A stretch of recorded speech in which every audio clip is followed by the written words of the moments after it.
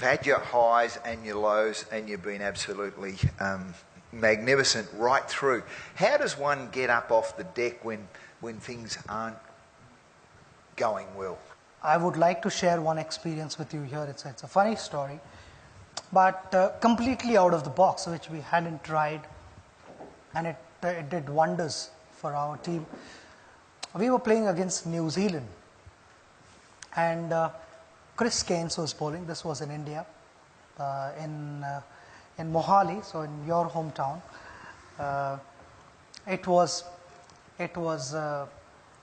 The ball was reverse swinging, and Chris Keynes was virtually beating us 2-3 times an over. I was batting with Rahul Dravid, so the main batters were batting. We'd like to believe that we were the main batters.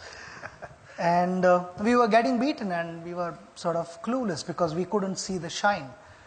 Sometimes the surfaces are such that it becomes a little difficult to figure out which side is the shiny side and which is the rough side. I expect all you guys to know what reverse swing is.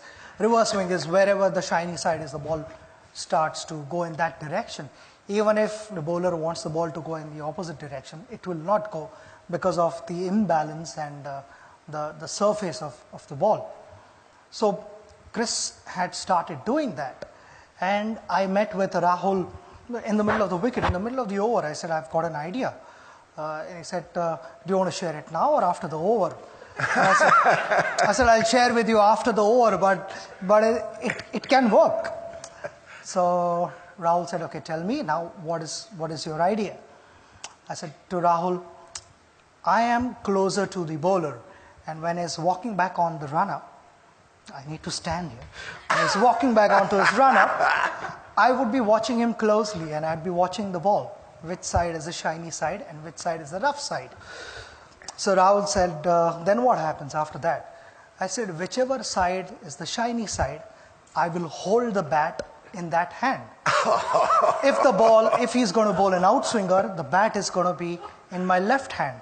If he's bowling in swinger, the bat is in my right hand at the non-striker's end.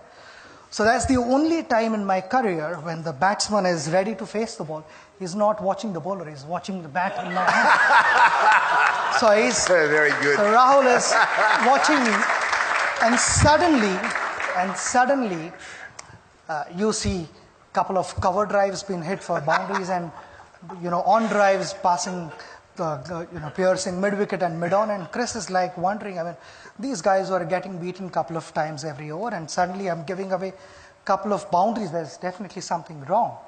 So all the fielders were watching me because I was, watching Chris and not Rahul. And normally no batsman stands facing the bowler. He would be like facing the other batter.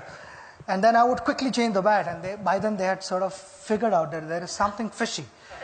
And Chris lost his momentum, he lost his rhythm, and he held the ball cross-seam, and he bowled a ball, and instead of looking at Rahul or checking what has happened there, he looks at me and I said, what have you got for this?